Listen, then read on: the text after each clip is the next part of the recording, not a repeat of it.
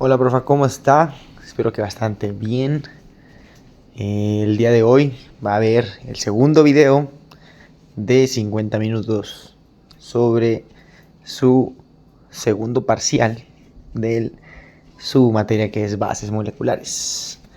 Entonces, pues es Oliver Acosta, ya pues, le voy a dar el título. Y pues espero que en el momento del día que lo esté observando, todo esté yendo muy bien y que esté comiendo bien también. Pero bueno, o sea en día, tarde o noche, buenos días, buenas tardes o buenas noches. Y pues pasaremos a lo que sería el video. Espero que le guste. Y bueno, comenzaremos con la fase de iniciación de la replicación en células procariotas, que es aquella que da, como dice su nombre, inicio a esta fase dentro de la propia célula procariota, que es como su ADN o su compuesto genético empieza a replicarse. Pasa por una etapa de elongación hasta llegar a una fase de terminación. En la parte de elongación viene lo que se origina como horquilla de replicación, que esta es la que apoya a todas las basecillas del ADN o ARN en el caso que sea, para ayudar a la replicación. En este caso también un órgano muy importante, se le puede decir así, sería el ojo de replicación, que este da como tal entrada a todo lo que viene. Para adentrarnos mejor en la fase de iniciación ocurre lo que es la separación de cadenas de ADN, lo que estabiliza parcialmente las cadenas sencillas como SSB, que forman el complejo de iniciación y empiezan el síntesis de ADN. Estas también pueden contener o contienen un cebador en cada cadena conductora y retarda la iniciación de lo que empieza a ser la replicación del ADN o ARN. Siguiendo ahí con su fase de elongación, donde el ADN polimerasa 3 actúa en ambas cadenas.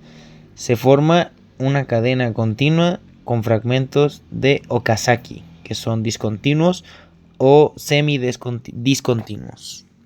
Y por último, pero no menos importante, la fase de terminación, donde actúa el ADN polimerasa 1, que degrada a esos cebadores que tenía posteriormente y reemplaza por ADN complementario, ADN ligasa, todos aquellos fragmentos de ADN de Okazaki. Entonces esto pasa ya que cuando se encuentran estas fases como de terminación, secuencias terminadoras, absolutamente separa todo y es como un reinicio. Y consecuentemente llega un poco de evolución que da un mensajero capaz de llevar o transportar la información almacenada en el DNA o igual a una molécula de RNA transcrito. Y esto hace que la polimerasa 1, pues ya se sabe, sintetiza y es precursora del ribosómico, del RNA ribosómico. La polimerasa 2 es heterogénea nuclear y la polimerasa 3 nucleares citoplasmáticos.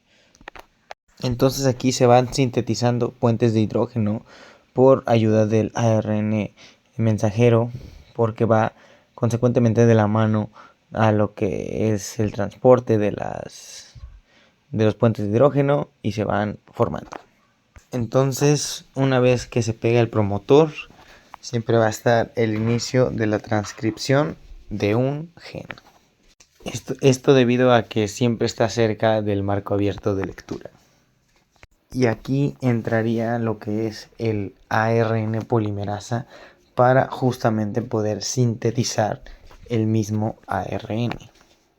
Y esta misma enzima es la que aporta el desenredamiento, la rotura de puentes de hidrógeno y el síntesis de la misma, que sería de ADN o DNA a RNA. Entonces la transcripción sería la forma en la que el DNA puede expresarse a través de la misma, que es transcribirse de forma de RNA y expresar lo que se necesite. Esto ya precisamente porque el DNA sería como la base de todo, por el hecho de que cuando el DNA es destruido es como el mismo cerebro en el cuerpo humano, lo que hace que si digamos en una forma coloquial el cerebro muere o es completamente destruido, el cuerpo se queda sin acciones, sin poder realizar algún movimiento, alguna sensación o algo así. Lo mismo sería con el DNA. Si el DNA es eliminado, la misma célula se eliminaría por completo. Entonces, por esto, evolutivamente, el humano, o bueno, más bien dicho, el mismo sistema y células de los humanos, de cualquier ser vivo, buscaba la evolución para obtener un mensajero que permitiera al DNA expresarse correctamente, que sería pues que se exprese de manera continua, que no tenga como ese error, digamos, es como si estuvieras avanzando, caminando, de una forma coloquial, ¿no? Diciéndolo, avanzando y de repente te quedes trabado y digas, ¿ahora qué hago? No sé qué más hacer. No, lo que precisamente buscó este mensajero evolutivo fue permitir que cualquier gen, de este caso de ADN, pudiera expresarse correcta y continuamente. Ahora seguiremos con el tema de replicación, pero en células eucariotas. Esta es un poco igual, parecida, digámosle, pero solo que esta adiciona la caperuza 7-metilguanosina y también adiciona la cola poliadestilada. Esta al extremo del 3' y también contiene una remoción de intrones por espleisosoma. Esta también cuenta con un GU como intrón de inicio y su intrón de terminación sería AG. El exón siempre inicia con AG y termina con G. Otra cosa por decir es que el splicing, conocido así por ser el proceso de conjunto de enzimas del espleisosoma que reconoce por la sección sensorial. O si no otro, conocido como splicing alternativo, que no solo remueve intrones, también remueve exones. Por eso da la posibilidad de el factor de transcripción. Así que cualquiera que tenga menos del 60% de ese mismo sería un péptido, y los que tendrían más del 60% serían proteínas. En el caso de la traducción, es conocido por ser el proceso en que la sección de nucleótidos de un RNA mensajero determina la estructura primaria de una proteína. En este caso sería lo que permite que se dé un inicio o una secuencia o una terminación en la estructura del DNA. También por eso sería algo como el ARN polimerasor general. La polimerasa no se puede ser o no podría. Hay varios subdivisiones de esa misma polimerasa por el mismo hecho de que tienen que especializarse específicamente en algo. En términos coloquiales lo podemos ver como si fuera un médico general. Un médico general puede tratarte cualquier problema, pero muy sobre todo, ¿no? Sobre la capita de lo que tú tienes. Pero una persona que está especializada en algo podría tratarte de algo más severo, como lo que es un problema de corazón que está tratado por un cardiólogo, o el cuerpo humano en etapa de crecimiento, que es la especialidad de pediatría, ¿no? Que eso es regularmente lo que suele pasar con las polimerasas, ya que estas buscan especializarse en algo en específico para que precisamente al momento de trabajar no les cueste o hacer todo a la vez, sino de que haya una para algo, otra para algo y otra para algo, para que rindan al 100% dentro del organismo y a cumplir sus funciones o a ser reguladas algunas otras. También por esto a la polimerasa en general se le conoce como una holoenzima, lo que es precisamente una enzima demasiado grande que tiene muchas subdivisiones para, como ya lo había explicado, el correcto funcionamiento de cada una de ellas. Ya de ahí pasa al reconocimiento del traductor y se pega hacia él como si fuera una persona agarrada de la mano, te pegas a ella para poder ver o saber que, bueno, la enzima sabe que precisamente se viene un inicio de transcripción. Y esto también puede funcionar como un parón para lo que es la transcripción, porque si precisamente la transcripción quiere avanzar, se tiene que deshacer de esa subunidad sigma. Entonces esta subunidad sigma puede ser un sí o un no, porque no deja avanzar a la polimerasa, pero sirve para reconocer al transmisor que lleva pues precisamente la polimerasa a otro lado, ya que la subunidad sigma haya sido previamente retirada o expulsada. Para esto sería alfa, beta y beta prima las que son usadas directamente para la traducción de o transcripción de este mismo polimerasa. Algunos de los requerimientos de estos serían como el ATP, el CTP, el UTP y el TTP. También de aquí entran lo que serían las ribosas o desoxirribosas, que se clasifican por el tipo de azúcar que tendrían. También entran lo que serían los ribosomas, separados en subunidades que serían acoplados para funcionar previamente y subsecuentemente una subunidad mayor y una subunidad menor. También el RNA ribosomal es sumamente importante, casi el principal dentro de todo esta secuencia, porque termina lo que es toda la transcripción y replicación del RNA. También es el RNA más abundante en el ribosoma, es el que mayor tiempo de vida tiene y suelen ser los más grandes dentro del mismo, que se encuentran en el retículo endoplasmático rugoso o en el citosol. Entonces de aquí empieza todo el proceso que sería el RNA de traducción o transporte. Transfiere aminoácidos pequeños que son reutilizables durante la síntesis. Se reconoce el RNA transcripción o transferencia y no el aminoácido. Entonces en este caso la elongación lo que hace es que madura y elige al mensajero para que precisamente sea llevada la información, como citosina con guanina, adenina con timina, timina con adenina o uracilo con timina.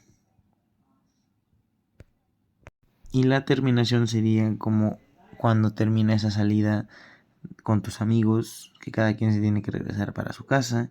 Entonces en este caso ¿cómo se llama? El aminoácido se va por un lado, la polimerasa por otro y el transcriptor también por otro. También pasa de que el RNA madura, ya que esto permite que tenga un mensajero maduro para posiblemente y realmente transportar y transcribir todo correctamente de manera adecuada dentro de RNA a DNA. O de forma más sencilla, que ya no se tendrían intrones ni exones. Las que siempre inician la transcripción son las bases purinas, como la adenina y la citosina. Recordemos también que el DNA es trifosfatado. ¿Qué quiere decir eso? Que tiene 3 fosfatos dentro de su integridad. Normalmente solo conservan uno, porque los otros dos se ocupan para permitir para romperse literalmente y permitir que se unan los nucleótidos.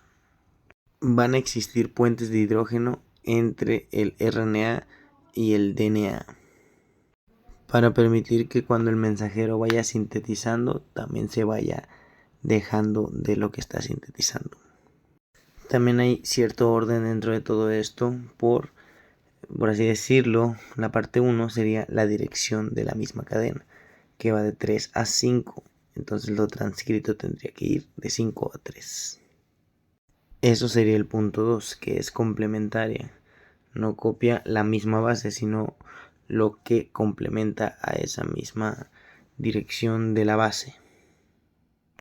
Y la tercera es afianzar al mensajero para que precisamente no se vaya y nos ayude a sintetizar y mandar y posteriormente transcribir todo lo necesario de RNA a DNA.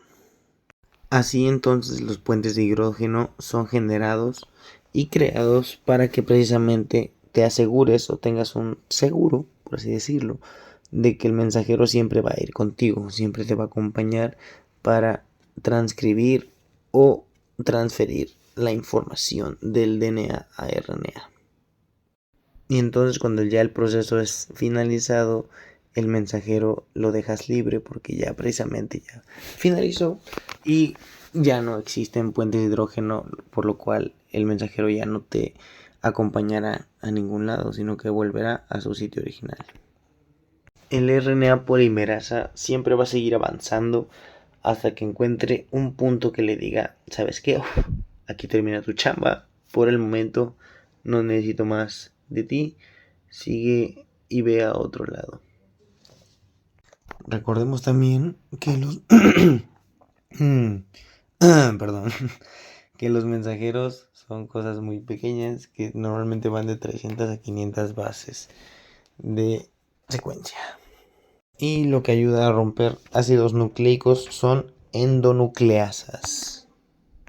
Y en todo este proceso se ocupa únicamente para liberar a la polimerasa. Nos referimos aquí pues al mensajero, que el mensajero es liberado de la polimerasa. Y otra de las funciones de la olimerasa es de que rompe DNA en cadenas muchísimo más sencillas, o sea, las convierte de complejas a simples. Y por otra parte, las exonucleasas rompen a cadena doble, entonces sería un poco más complejo. Y durante todo ese proceso llega la fase de terminación, que es cuando ya pasó por todo el proceso de síntesis el mensajero y ya se empieza a liberar lo que comentaba hace un momento, de que el mensajero se va hacia un lado, la polimerasa hacia otro y el aminoácido hacia otro. Y aquí pueden encontrarse una división de dos fases, o sea, no son dos procesos diferentes, sino que son dos tipos de terminación diferentes.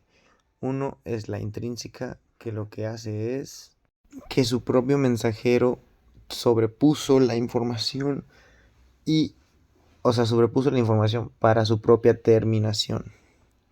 Y la otra que nos explicó la maestra Caro, o sea, usted, profa, sería la dependiente de Rho.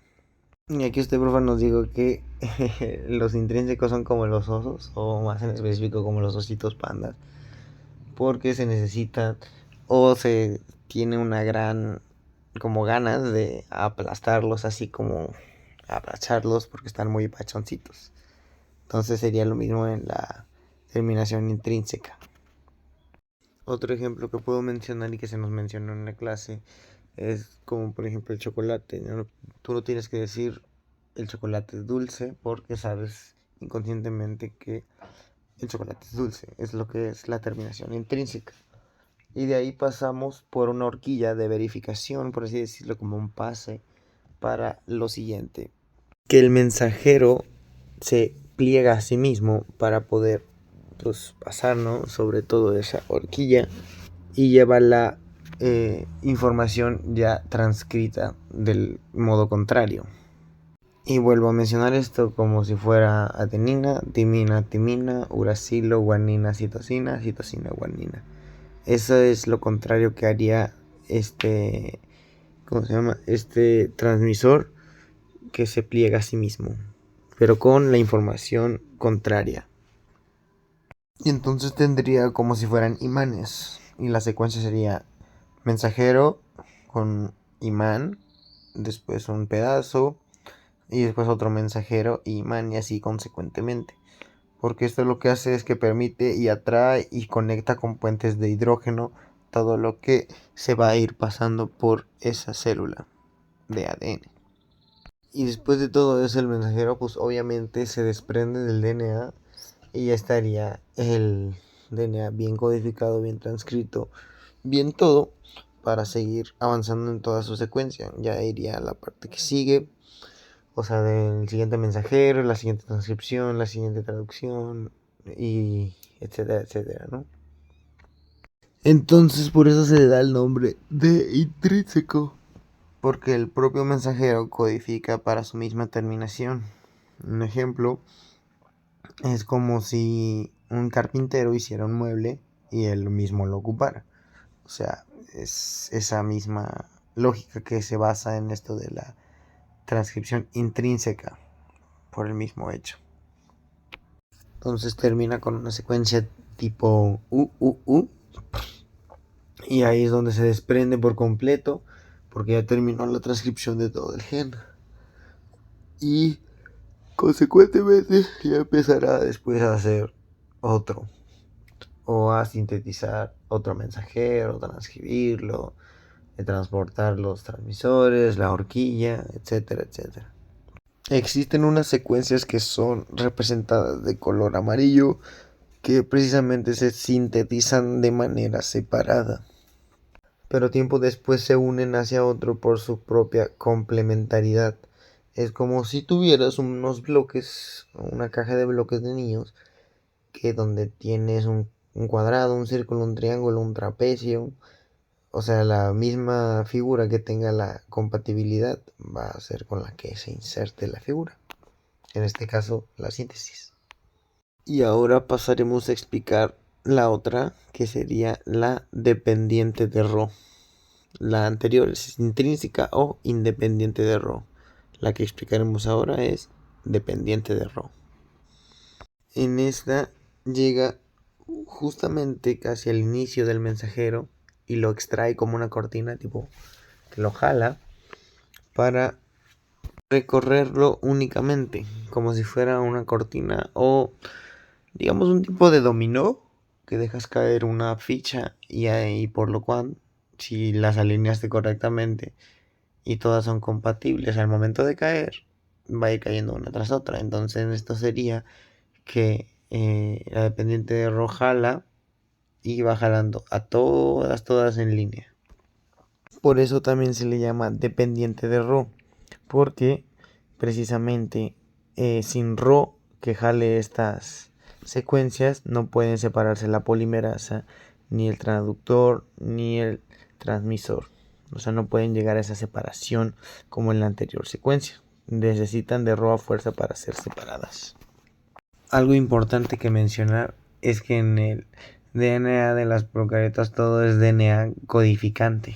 En su mayoría o en su totalidad llega a ser DNA codificante. Esto debido a que por lo tanto solo tendrían un cromosoma y por eso tendría que ser todo codificante. Y en el caso de las eucariotas no es así, por el hecho de que tenemos intrones y exones que permiten el estímulo y la proyección de, ¿cómo se le dice a esto? Expresión de los genes. También por el cap y la colita de polías tendrías el mensajero ya maduro, cosa que en los procariotas no, porque al ser todo codificante no llegas a tener como tal un mensajero.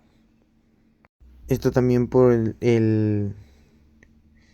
la secuencia llamada splicing, que permite remover y poner intrones o exones para minimizar o impulsar las expresiones de los genes o alguna interpretación. De ahí también podemos sacar lo que es la caperuza o cap, en este caso, que permite la misma remoción de intrones, y de ahí también se le va a agregar un grupo metil que normalmente no tiene el ADN, y es el 7-metilguanosina. Esto es importante mencionarlo, ya que normalmente la guanina no tiene este grupo 7-metilguanosina, solo que es integrado dentro de este DNA. Y esto apoya, o dentro de todo sería una estrategia molecular para los grupos fosfatos, para el trifosfato que está dentro del DNA, que normalmente, pues como ya mencionamos, los otros dos se rompen para los puentes de hidrógeno y uno queda ahí. pero este 7-metilguanosina es justamente para apoyar esa síntesis. También para algo como el grupo fosfodiéster, que esto lo que precisamente hace conectar esta 7-metilguanosina, integrarla para que precisamente tenga este apoyo dentro de todo el DNA. Entonces lo que vendría siendo ese 7-metilguanosina, como ya les decía, es toda una estrategia molecular para que precisamente sean apoyados los grupos fosfatados, el enlace fosfodiéster, y para que esto sea completamente útil al momento de la transcripción del DNA, ya que si no, no serviría para absolutamente nada, solo estaría ahí, sería como un adorno que no sirve para nada, ¿no? O sea, digámosle, ¿cómo puede ser esto? Como el pasto, o sea, el pasto dentro de todo. No, como si fueran unas pequeñas florecitas de relleno. Sirven cuando tienen más al lado, pero normalmente son ocupadas como eso, como relleno. Pero precisamente buscan un apoyo para las cosas más importantes dentro de todo este ciclo. Y esta base sería para regular, o bueno, tener esa fase regulatoria dentro de todo este proceso, para que precisamente vaya auxiliando una a otra, ya que de ahí se siente o se ve como si tuviera exones e intrones, pero en la vida real no suele ser así, sino que simplemente es, como le dije, una estrategia para la misma funcionalidad de todo el proceso. Precisamente esto porque los intrones y los exones no se distinguen a simple vista, sino que son apoyados por toda la secuencia anterior para poder visualizarlos o no. Debemos recordar también que un exón siempre, de los siempre, así de los siempre, va a acabar con un AG. Entonces eso es su forma de hallarlos dentro de toda la línea de secuencia de 5', 3', y etcétera, etcétera, ¿no? Y el intrón siempre inicia con un AU y termina con un AG. Entonces aquí entraría el splicing, que como recordemos es un complejo enzimático para el apoyo de la expresión de los mismos genes entre intrones y exones, como ya lo estamos mencionando. Y esto como tal tiene secuencias que una sería un corte y empalme de las mismas. La segunda sería un segundo corte. El primer corte será en el mero inicio del intrón para precisamente tener esa apertura y poder consecuenciar lo que es la siguiente transcripción y todo el proceso de lo que hemos estado hablando. Y en ese corte va a quedar un enlace fosfodiéster libre que precisamente lo va a empalmar a toda esta secuencia para que pueda seguir su camino normal. El anterior se pega a una timina y luego queda un enlace entre dos nucleótidos. El enlace fosfodiéster es realizado y precisamente sigue la secuencia. Y está el OH, el extremo fosfodiéster OH, para que precisamente llegue el mismo enlace en estos. De ahí precisamente viene la secuencia consents, que es lo que tienes que visualizar para que posiblemente puedas seguir con el enlace de lo siguiente. Y todo este pequeño proceso que estamos mencionando hace énfasis a que podamos más bien, o se pueda dentro del DNA hacer el siguiente corte en la siguiente sección para que siga todo el proceso de splicing, o conocido también en español como corte y empalme, porque precisamente es todo lo que pasa en la misma secuencia. Cortas, se viene el enlace fosfodiéster, pasas, sigue así, el enlace fosfodiéster OH sigue para el siguiente corte y así. Y claro, no es la única forma que se existe para hacer este procedimiento de abrir el DNA, el corte con todo eso, pero nos dijo la profa Caro, o sea usted, profa, que precisamente no es necesario que nos aprendamos todo eso ahora, sino que es una pequeña iniciación para que precisamente tengamos una idea al momento de seguir avanzando en las materias y tener un entendimiento previo a todo lo que se vendrá en un futuro.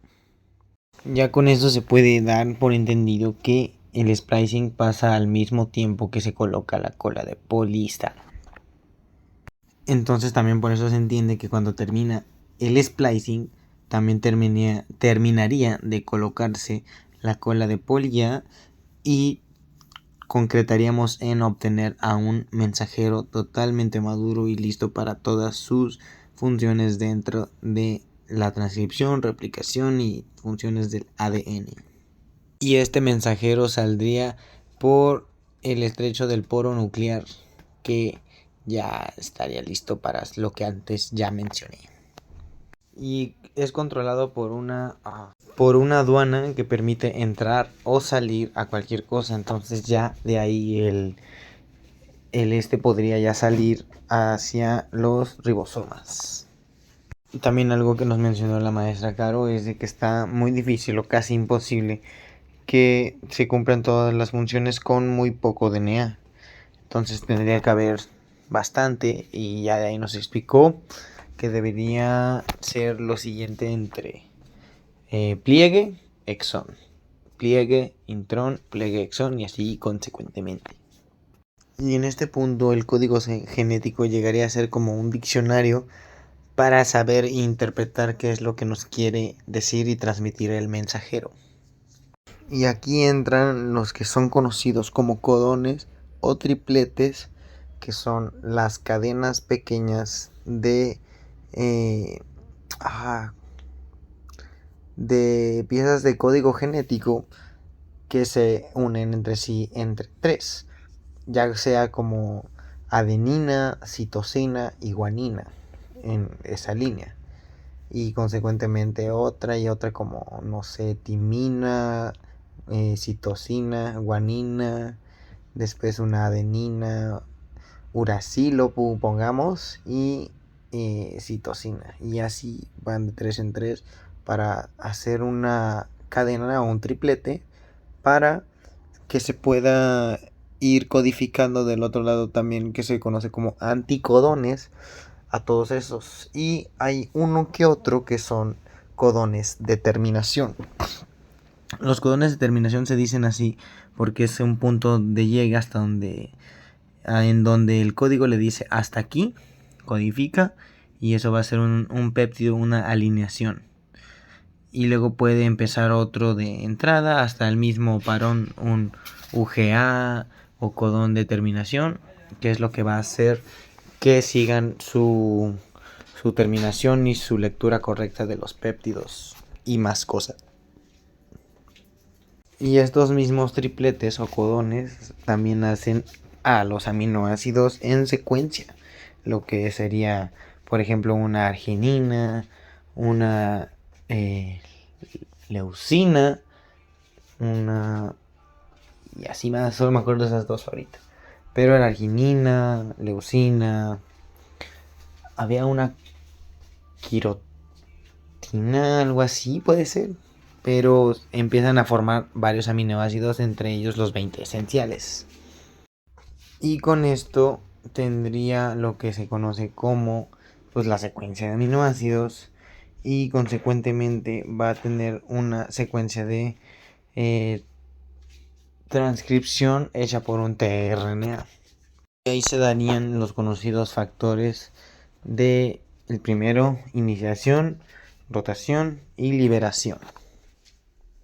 Y para esto se me olvidó mencionar que se necesitan los RNA ribosomales y en general los ribosomas, porque sin ellos no se podría tener esta secuencia de sucesos para que sea bien formado el DNA, bien transcrito, bien traducido por los tRNAs ribosomales, los que también puedo decir que son de los más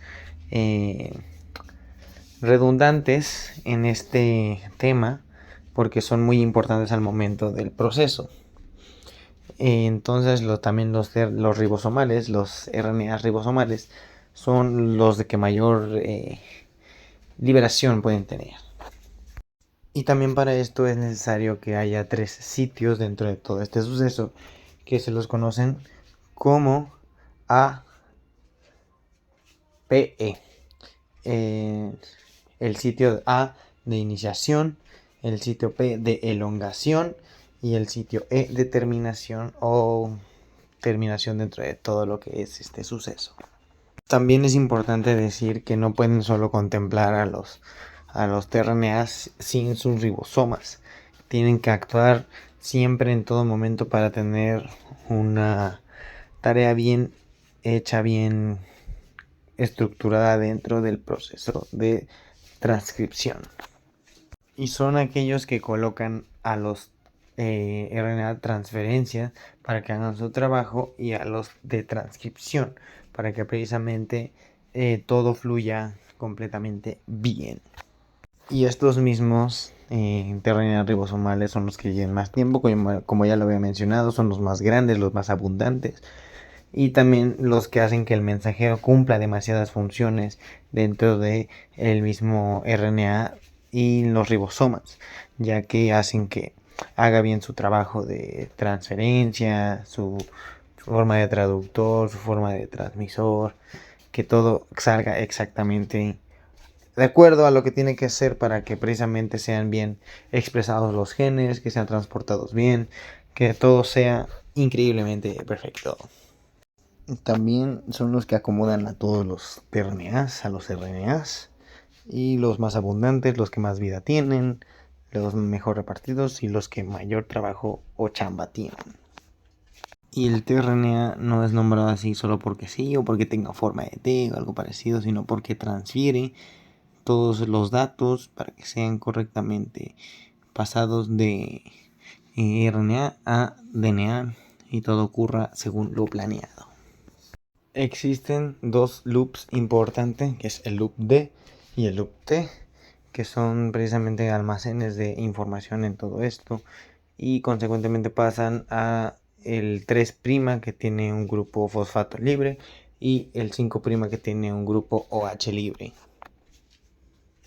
Recordemos también que el RNA tiene uracilo en lugar de timina. Entonces, si yo tengo adenina, voy a tener uracilo.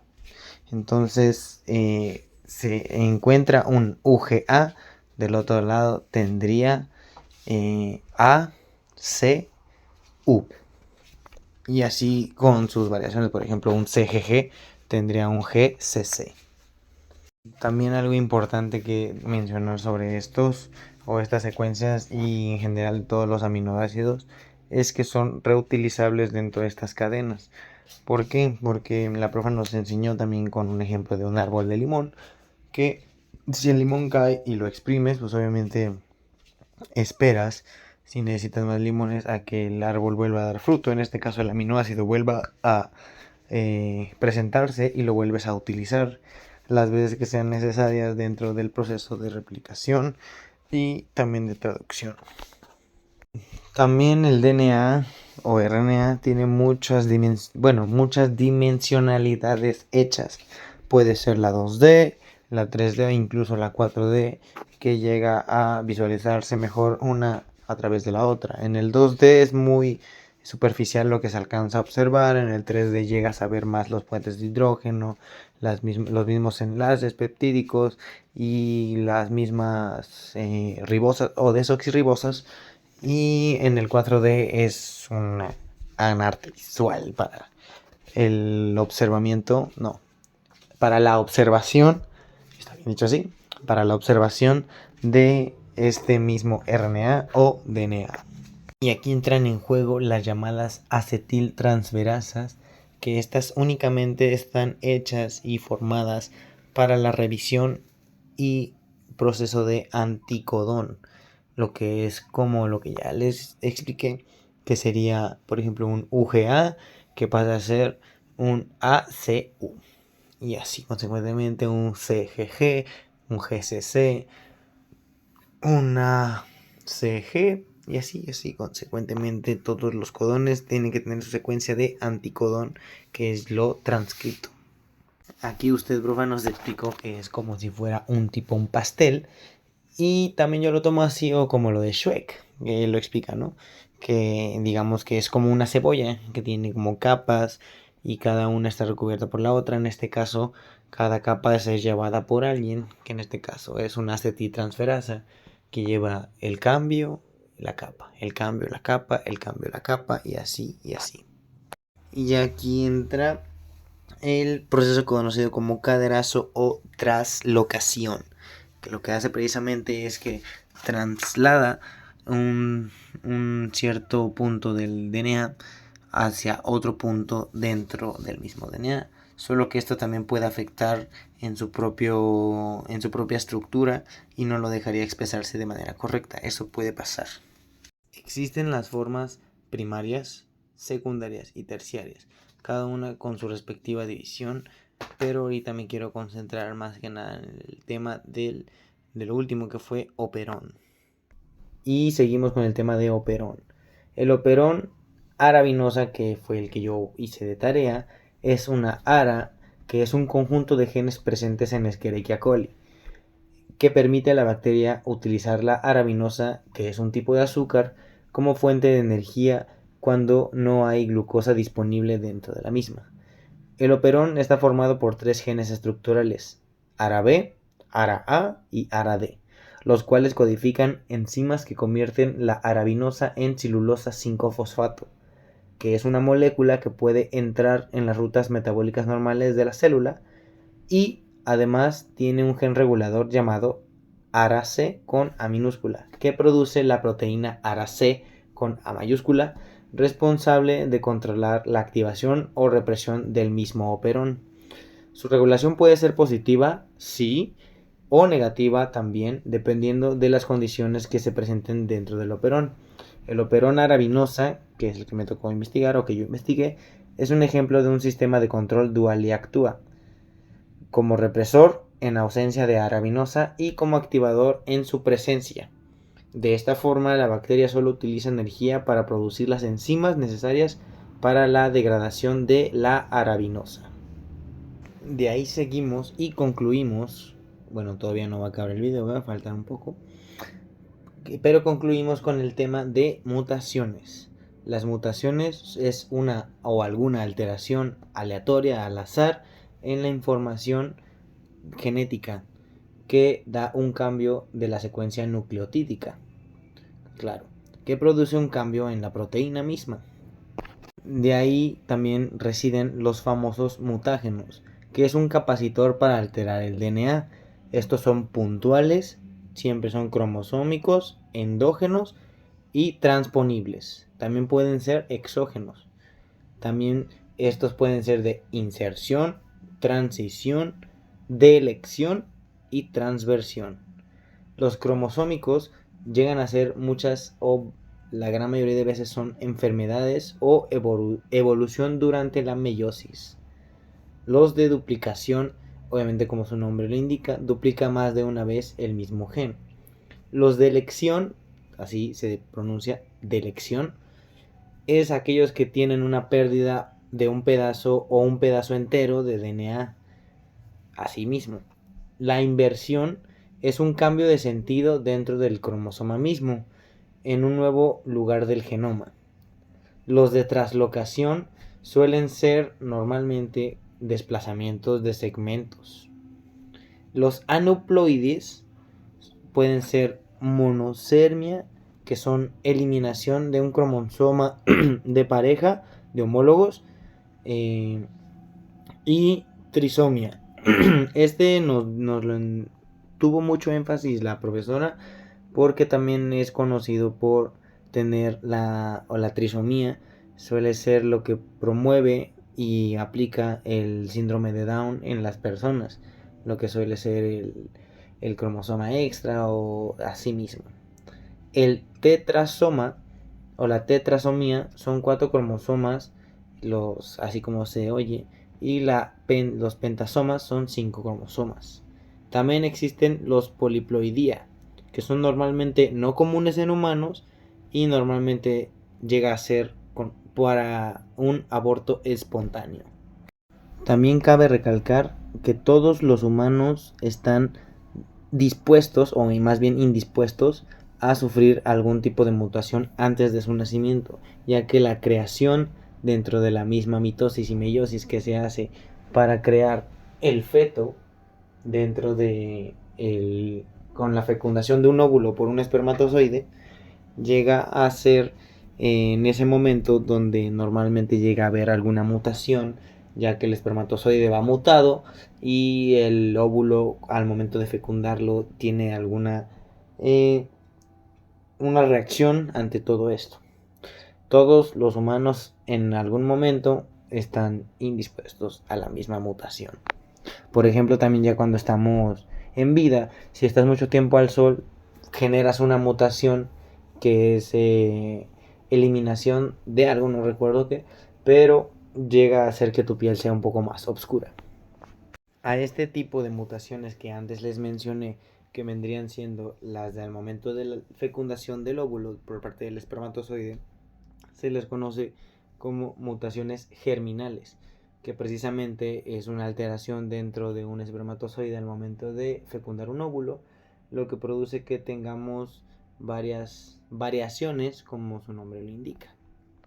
Y estas mismas variaciones pueden ser mantenidas por las siguientes generaciones, ya que la persona o el ser humano que se crea a través de eso va a ir con una alteración dentro de su código genético, que probablemente es un 90% de probable que lo vaya pasando de generación en generación a lo largo de su vida, con una posibilidad muy baja de que la mutación se elimine por completo. Y algo también que nos especificó la maestra Carolina es que estas mismas mutaciones de parte de la parte de los espermatozoides o gametos, que son los espermatozoides, y los óvulos, bueno, no son los gametos principalmente, pero son los organismos que dan vida dentro de el hombre y la mujer. Esto solo puede pasar, esta mutación germinal, dentro de el ciclo de meiosis, porque en este momento es cuando la célula es creada y empieza la subdivisión de una célula madre a células hijas. Y bueno, profa, voy a aprovechar también para mencionar aquí la parte de meiosis que me tocaba de forma correcta, ya que pues en clase sí tuvimos todos, absolutamente todos, errores garrafales que no debimos cometer. Pero como me va a servir este video para estudiar, pues recordemos que a mí me tocó en la parte de duplicación de los homólogos, que este proceso puede tener una duración variada de entre horas, días o semanas.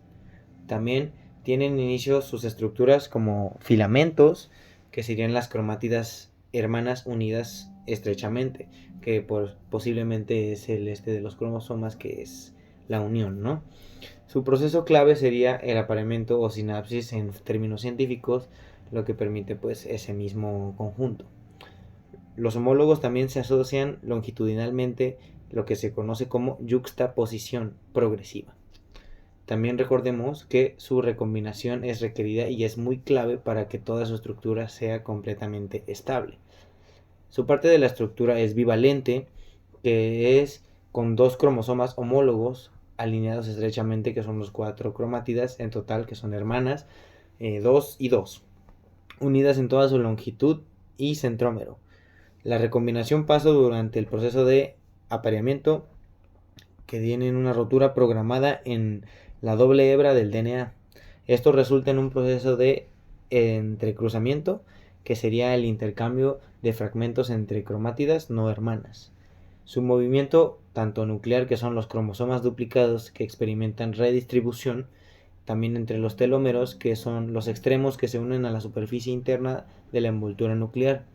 Y su función es que los movimientos hagan la profase 1 más rápida y eficiente, para evitar que los cromosomas se enreden.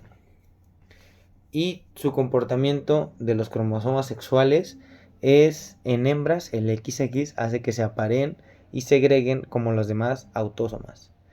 Los machos XY hacen que X y Y o Y no homólogos se apareen y tengan una estructura de segregación normal. El mecanismo este es una pequeña región de homología en uno o ambos extremos. Solo en esta región ocurre el entrecruzamiento.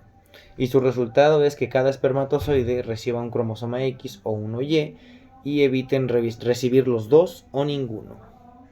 Y bueno, profa, ese sería todo mi video de 50 minutos para lo que es su segundo parcial, para su tema, bueno, su materia que sería bases moleculares. Le agradezco por la atención y espero que el video sea de su agrado. En el tiempo del día que lo esté visualizando, pues espero que lo esté pasando bien, que haya comido muy bien, que haya tomado mucha agua y que tenga un bonito día, una bonita tarde o una bonita noche. Yo me despido sin nada más que decir. Muchas gracias, Caro. La quiero mucho. Descanse si va a dormir, disfrute su día si apenas lo va a empezar y tenga bonita tarde y disfrútela con su familia si es el caso. Nos vemos.